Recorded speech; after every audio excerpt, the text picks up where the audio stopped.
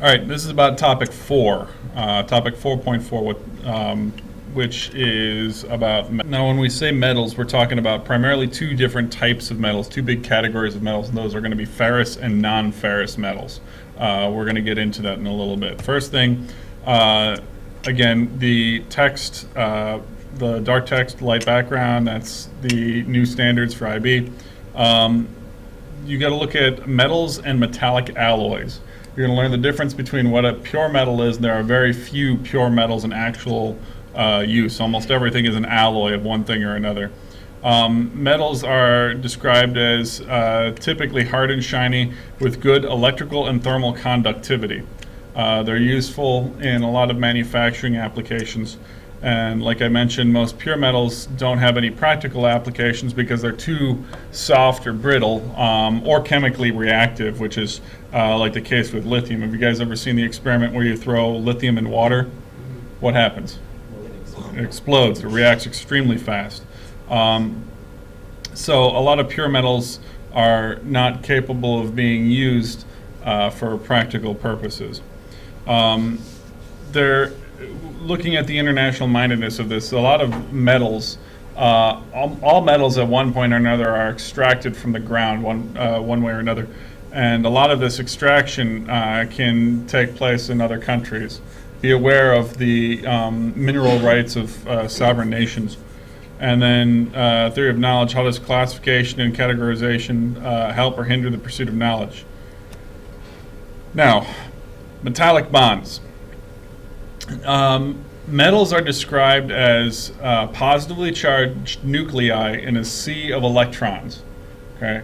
The sea of electrons is what gives metals their high thermal and electrical conductivity. The electrons flow from atom to atom very freely. They're different than a lot of other bonds. Outer electrons are free and they flow around through a crystalline structure. And the bonding is caused between positively charged metallic atom nuclei and negatively charged electrons that flow freely. You don't need to know the specific arrangements of these electrons. Now, the free electron movement allows, like I just said, allows for metals to have very good electrical and thermal conductivity, okay, because the electrons can move freely through the metallic bonds. Metals, either pure or alloyed, are crystals. Okay, that is, they are regular formations and patterns of atoms. Okay, if you look at them under an electron microscope, or you were able to see them on the atomic level, you're going to see that the atoms are in a very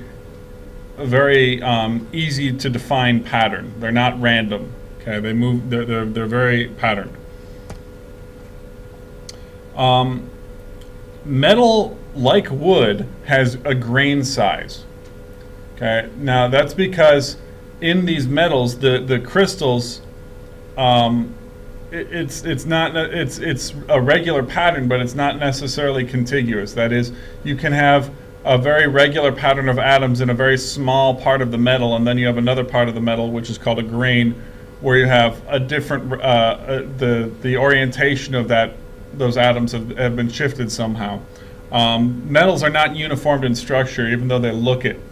Atoms, they group together in these crystallized grains, and this grain structure can alter the properties of the metal. If you've ever, have any of you guys ever seen a blacksmith working? You know what I mean by a blacksmith? When you have a smith who's working, they're heating the metal and they're flattening it. A lot of times they're folding it over and over and over to elongate the grain structure, which gives the metal more strength along that grain structure. If you want more of an explanation, you can click that link that's listed right there. Now, grain size can be controlled by the heating and cooling of the metal. If you take a solid metal and you reheat it, you can then cool it down slowly or cool it down quickly. Cooling it down slowly is called annealing, and that hardens or that softens the metal. Okay, so the metal will become softer if you heat a metal up hot enough and then you cool it down slowly. Usually, to cool it down slowly, you'd bury it in sand or something so it doesn't have a lot of airflow around it. To quickly cool something, you typically will quench it. And what that does is that hardens the metal. That makes the metal very hard, but also a lot of times very brittle if you don't do it correctly. Okay, so sometimes, like for example, I made a cold chisel, which they actually talk about in a video that's linked in this slideshow. I made a cold chisel where the tip of the chisel I hardened. Okay, so it's a carbon steel chisel, and the tip is hardened, but the back end has been annealed and cooled very slowly. Why would I need to do that for a chisel? Because the back end is can't be as brittle because you're going to need to be hitting that with a hammer. Right. The back end of the chisel you hit with a hammer. Okay, so if it were hardened steel, if you hit the back end of the chisel with a hammer, it would just shatter or it would crack. When you soften it, you hit it, if anything, the back of the chisel will start to mushroom out, which means it'll deform on the back end, but it's still, you're just hitting it with a hammer. That's not the tooling end. The tip that does the work has been hardened. Plastic deformation, like polymer plastics, which you're going to learn about in a later unit, metal can be deformed through pressure and heat. This process for plastic deformation is called forging. You can also heat metal to a point where it's molten and then pour it into a form. That is called casting. Okay, you're going to learn about both of those processes in this class, forging and casting. Unfortunately, we have neither a forging furnace or a foundry. So we cannot actually do those things in class unless I get the guy with his microwave to come back and show us how to do casting. Okay, that's what that card is on the board. It explains how to do metal casting using a microwave. Now, metals work harden, okay, when they're plastically deformed. What this means is the more you work a metal, the harder it can get.